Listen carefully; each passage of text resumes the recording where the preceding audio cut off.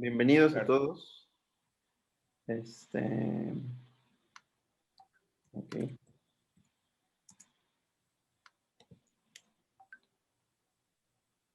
Ok. Ya vemos tu cámara, Carol. Todo listo. ¿Estás listo? Gracias. Gracias a ti. Bueno, pues, ¿qué les parece si comenzamos? Bienvenidos, gracias por su tiempo. El Colegio de Matemáticas Bourbaki y Blenio, quienes impartimos cursos sobre ciencia de datos, les damos la bienvenida a esta discusión sobre la ciencia de datos. ¿Ok? Entonces, el plan el día de hoy es como sigue. Voy a presentar a los panelistas. Después los panelistas van a dar su opinión sobre las matemáticas en la industria. Después voy a hacer una pregunta sobre la incertidumbre. Después voy a hacerles una pregunta sobre cómo transmitir matemáticas. Y después se va a abrir a que el público pueda preguntar. Les agradecemos mucho que estén por aquí. Voy a comenzar con presentaciones cortas y después voy a hablar un poco más sobre lo que hacen cada uno de los panelistas. Entonces les presento a Ariety Ríos. Ella estudió actuaría en el ITAM, también estudió una maestría en el MIT, trabajó durante más de 5 años en Santander como directora en el área de riesgo. Es experta en productos derivados y es una persona muy amable a quien le agradezco mucho su entusiasmo y su disposición para participar en el panel. Gracias, Ariety. A ti. Corrección, la dirección no fue en el área de riesgos, estuve en el área de corporates y anteriormente fui subdirector en el área de estructuración de derivados. Discúlpame, Ariety, perdón. No te preocupes. Perdón. Bueno, espero que el siguiente ya lo diga bien. Carl, aquí Carl también hay un error, ¿no? Es Carl Halding y no Holding, ¿verdad? Oye, pero se ve bien así, ¿eh? Se ve bien. Sí. La W va aquí y la H va acá. Perdóname. Todo empieza mal. Carl estudió física y una maestría en el Tecnológico de Monterrey en ciencias de la computación. Actualmente Carl es Head of Data and AI en Rappi y por si fuera poco, por si tuviera tiempo todavía, es organizador de DataPOV junto a la Sociedad Mexicana de la Ciencia de Datos. Para quienes no conocen DataPOV, es un evento que ha movido con mucha fuerza en México la analítica hacia la ciencia de datos más seria y más científica. Tanto Carl como DataPOV y la Sociedad Mexicana de Ciencia de Datos han sido muy generosos aliados con el Colegio Bourbaki. Entonces, muchas gracias, Carl, por tu tiempo. Gracias por invitarme y gracias a todos los que están aquí también. Perfecto. Ahora vamos a presentar a Enrique Covarrubias. Enrique Covarrubias estudió matemáticas en la UDLA, después estudió un MBA en la Sorbonne, en París. Espero que lo esté diciendo bien, porque ya ahora estoy nervioso y estoy dudoso de todo lo que estoy diciendo aquí. Luego estudió un doctorado en Oxford University y en Edinburgh. Actualmente es Chief Economist en Actinver. Y solamente como un pequeño comentario, cuando el colegio comenzó, fue una de las primeras personas en la industria con la que yo platiqué. Y debo aceptar que el que existan matemáticos, tanto de su estatura como así de valientes en la industria en México, es una de las razones por las que yo continúo trabajando en el Colegio Bourbaki. Muchas gracias, Enrique. Gracias a ti, gracias por la invitación. Y ahora vamos a presentar a Ernesto Lupercio. Ernesto Lupercio es profesor de matemáticas en el CIMBESTAF, estudió su doctorado en Stanford y en 2009 ganó el premio del ICTP Ramanujan Prize. Recientemente, sus inquietudes intelectuales lo han llevado a nuevas áreas como la inteligencia artificial o la biología. A modo de comentario, la primera vez que escuché sobre Ernesto, le llamaron el mejor matemático de México. Claro que Ernesto lo va a negar y no va a aceptar este mote, pero solamente porque es nuestro invitado y porque además es mi amigo, no lo voy a contradecir. Gracias, Ernesto. No, muchas gracias. Pero además es obvio que esa es una medida multidimensional, entonces uno puede optimizar alguna de las variables, pero difícilmente todas. La comunidad es maravillosa. Bueno, entonces yo sabía que lo iba a negar, como les dije. Entonces, vamos a comenzar, ¿les parece bien? Sobre su opinión sobre el título de esta charla. Se llama Las matemáticas en la industria y ¿qué te parece si comienzas tú, Carl, ya que escribí mal tu nombre? Listo.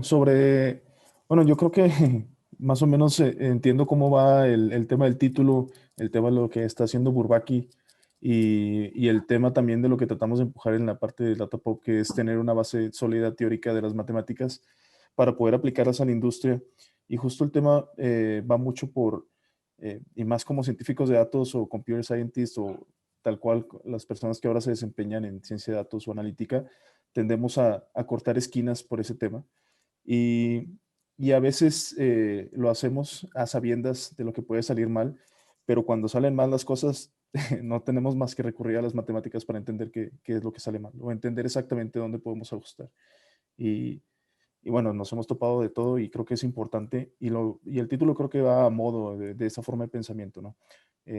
Tener una formación más sólida puede permitir evitar este corte de esquinas o cortar esquinas para también tener bueno, sobre todo una formación más completa y poder desempeñarse mejor, no solo en esta industria, no solo en este papel de ciencia de datos, pero en todos los demás que pueden acompañar. Ok. Muchas gracias, Carl. Arieti, buenas tardes. ¿Qué piensas tú sobre las Buenas matemáticas? tardes, muchas gracias por la invitación. La verdad es que estuve pensando mucho al ver esta pregunta y lo primero que vino a la mente, bueno, es que sin matemáticas no hay industria de nada, ¿no? Y después dije, bueno, pero hay que analizar el porqué de no hay industria o no podría haber industria. Y en realidad sí puede haber industrias que funcionen sin alguien que domine bien las matemáticas. Entonces, lo que pensé fue que algo más acertado es decir que las matemáticas aplicadas a la industria proveen al top management con herramientas de decisión, siempre y cuando se interpreten y presenten de manera acertada. Entonces, creo que esa fue la frase que estuve pensando durante todo el fin de semana. La conclusión. Gracias, Arieti. Ernesto, ¿nos podrías contar tu opinión? Sí, bueno, retomando lo que dice Arieti, primero, aunque es cierto que no puede haber industria sin matemáticas, también es cierto que no puede haber industria sin química. Absolutamente toda la industria, la que sea, depende de la química. Producir microprocesadores sería inconcebible sin la química.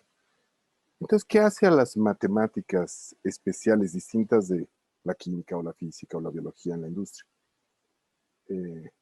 Quizá lo que hace las matemáticas especiales es que la matemática puede pensarse en una de sus encarnaciones, y tiene muchísimas personalidades, como un lenguaje de una densidad extraordinaria, una capacidad expresiva asombrosa.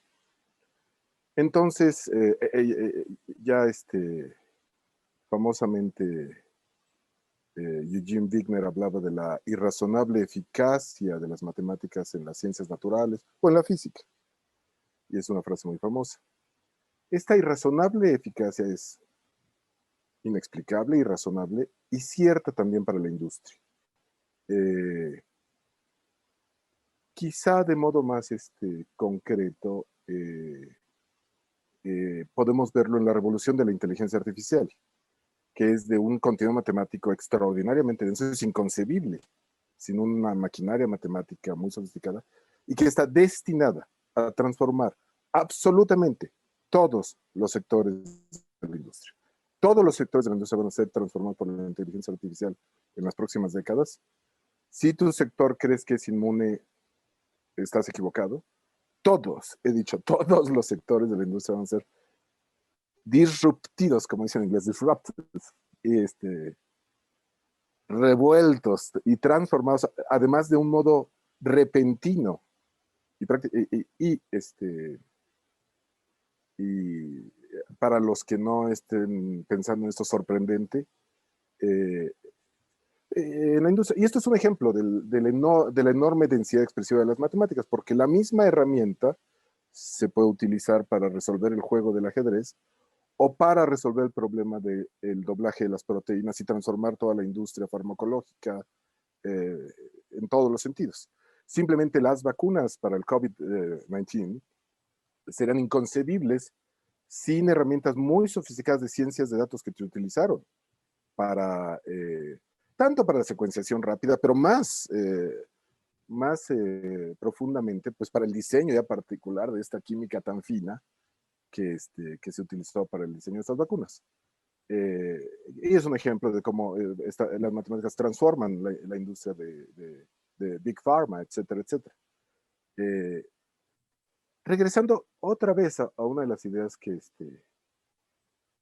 Areti nos acaba de decir, sin embargo hay que tener un enorme cuidado, porque Hayek ganó el Premio Nobel de Economía más o menos, no por haber sido adoptado por el thatcherismo, sino por haber entendido el peligro del cientismo, en particular en economía. Scientism en inglés, esta palabra me la estoy inventando en este momento en español, que es el mal uso de las matemáticas. Una vez que escribes ecuación, la gente cree que está siendo serio y puedes estar diciendo una locura. Si no entiendes bien lo que estás haciendo, así como es una herramienta extraordinariamente poderosa, es extraordinariamente fácil usarla mal. Y puedes causar un blow-up económico. Todos ya lo hemos visto más de una vez, ¿no? Entonces, porque, bueno, Areti sabe bien del peligro de no entender bien a los derivados, ¿no? Y de cómo conforme crece la complejidad de estas herramientas, el que no haya gente que entienda y que pueda controlar estos dragones que hemos sacado de la botella, estos genios que hemos sacado de la botella, ¿no? Hace a muchísimas partes de la industria y de las aplicaciones de toda índole muy vulnerables. Entonces, no solo es una herramienta que va a transformar irremediablemente absolutamente todas las ramas de la industria, sino que adicionalmente no entenderla es arriesgarte a aceptar riesgos demasiado grandes en tu sector y sea el que sea. Entonces, solo retomando los puntos. Gracias, Ernesto. Gracias. Enrique, ¿qué piensas de las matemáticas en la industria? Sí, gracias. Ahorita que Ernesto estaba hablando de los peligros de la economía, me resonó fuertemente, pues porque yo trabajo en un banco, lo he hecho toda la vida, ahora en un banco de inversión y antes de eso en un banco central. Y cuando yo pienso en las matemáticas en mi sector, que es un sector que tal vez ahorita que hagas más preguntas, tal vez van a salir entre economía y finanzas, ¿no? ¿Cuál es la diferencia? Pero son dos cosas distintas, ¿no? Uno intenta modelar el comportamiento humano, las finanzas creo que intentan modelar la información que hay entre empresas y entre participantes de mercado en general, pero en ambos mundos, las matemáticas para mí yo las veo más como un lenguaje que además es muy importante tenerlo porque es difícil modelar el comportamiento humano. Y es más difícil, o sea, como Ernesto también lo estaba diciendo muy bien, se puede malinterpretar las ideas y este lenguaje matemático lo que mejor hace es que pone en un mismo plano toda la discusión y a través de eso que diferentes participantes podamos ver cuál es el camino a seguir. Pienso mucho que hablar de las matemáticas en la industria parece de inicio como una pregunta tal vez de utilizar ecuaciones diferenciales para modelar algo dinámico, pero me parece que incluso tiene un valor más fundamental. Es una manera de ver cuáles son las ideas que son buenas, cuáles son las ideas que son malas, de una manera más clara.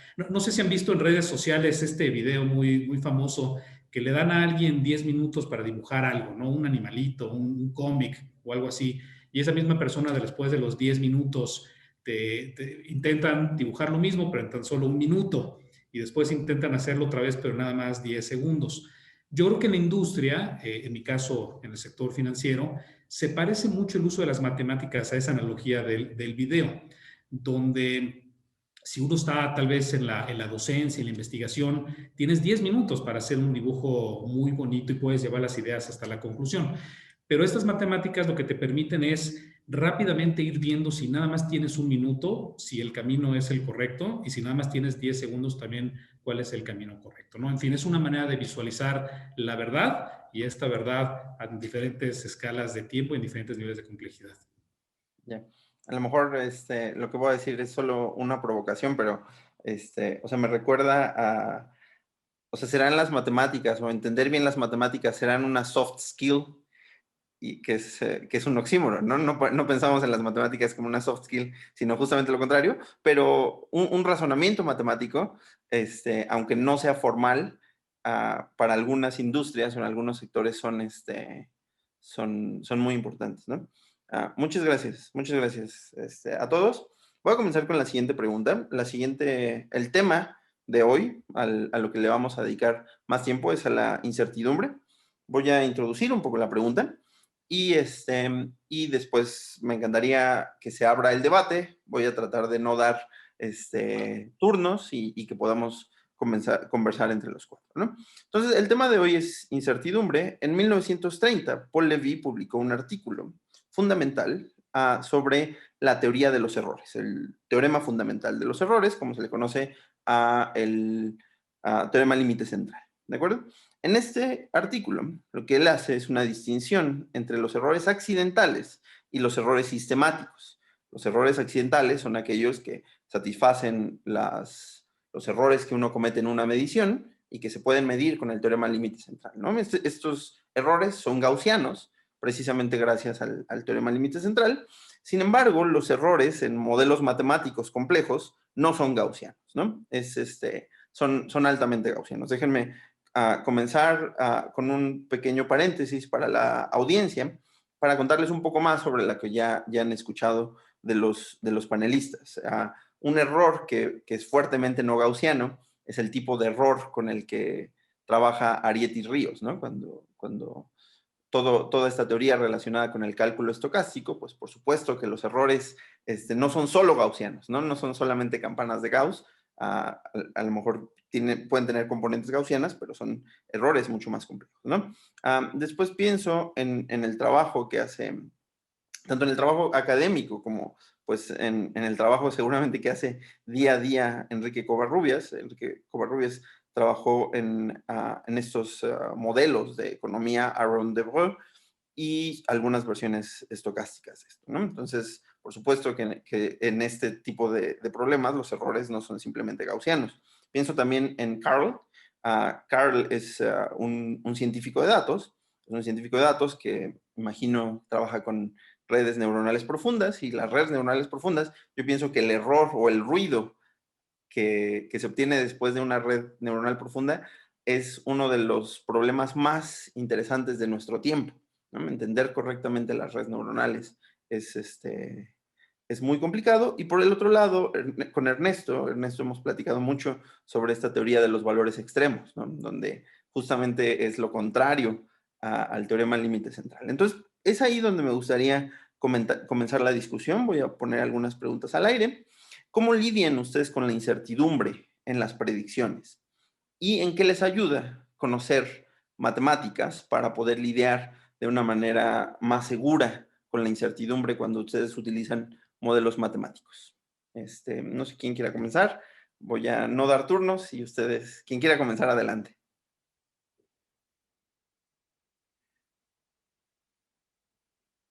Bueno, si quieren comienzo yo con un poquito de finanzas y de economía, nada más para dar unas cuantas ideas. Yo creo que estas ideas de errores, algo que uno aprende en el mundo financiero rápidamente, que tal vez lo han escuchado en diferentes foros, es que no es lo mismo riesgo que incertidumbre. Para nosotros es una diferencia muy importante. El riesgo es algo que como matemáticos, pues tal vez lo podemos entender como algo que se puede modelar, algo que se puede cuantificar. La incertidumbre, casi por definición, es algo que no se sabe, ¿no? O sea, ni siquiera lo consideras como posibilidad en los modelos. Del lado de finanzas, o sea, la pregunta de cómo lidiamos con el riesgo, con la incertidumbre, es algo que en el día a día lo vemos porque tiene consecuencias muy serias de dinero.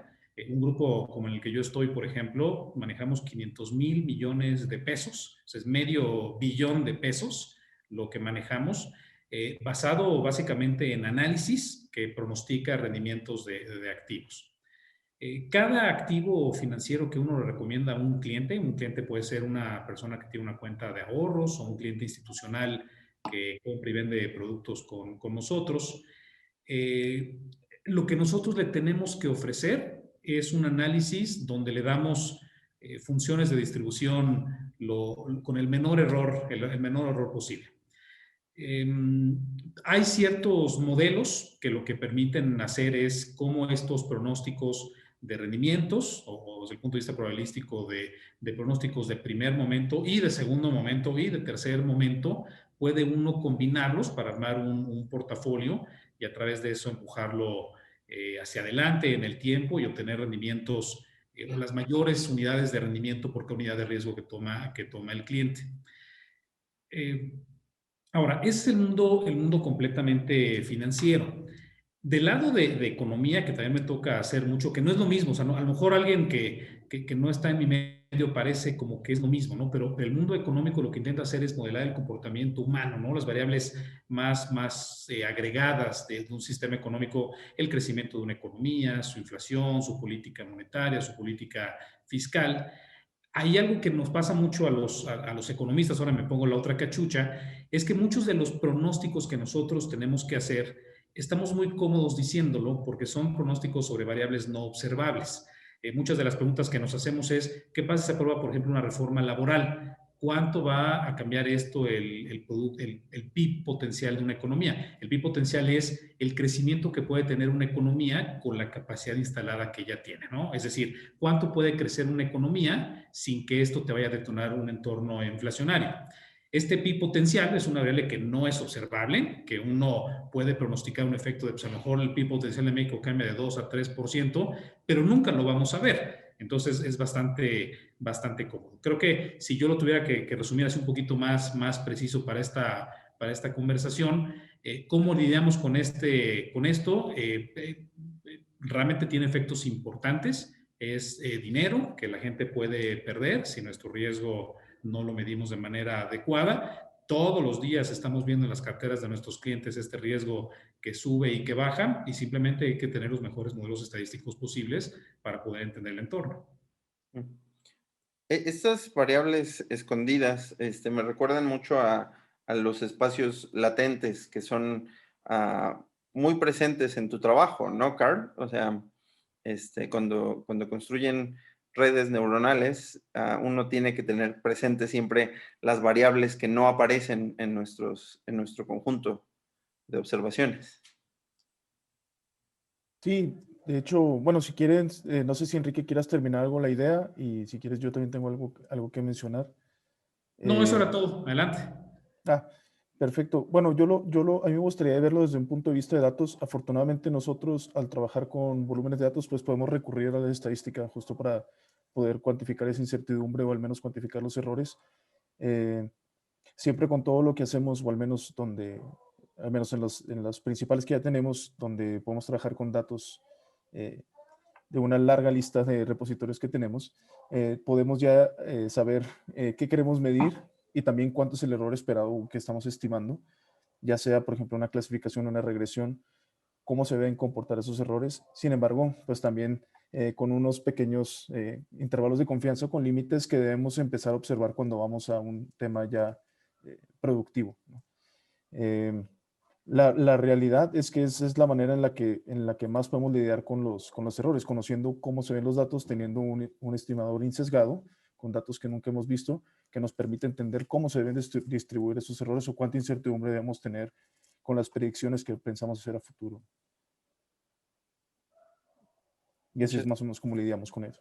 Muchas gracias, Carl. Imagino, Ariety, que es algo similar, ¿no? En productos derivados. Uno tiene que estar viendo los datos frecuentemente y... Sí, justo, fíjate que yo he tenido dos cachuchas, una por la parte de estructuración, otra por la parte de trading, y son dos visiones completamente distintas. ¿Por qué? Porque como estructurador, generalmente ese tipo de errores, muchas personas pueden decir, ok, lo puedes cubrir con productos derivados. Por ejemplo, ¿cómo mitigas el riesgo del precio de una acción? En vez de irte largo una acción, compras un call sobre esa acción, entonces tienes límite al downside, pero tienes todo el upside, ¿no? Todo eso tiene un costo, pero al final esa es una forma de mitigar el riesgo.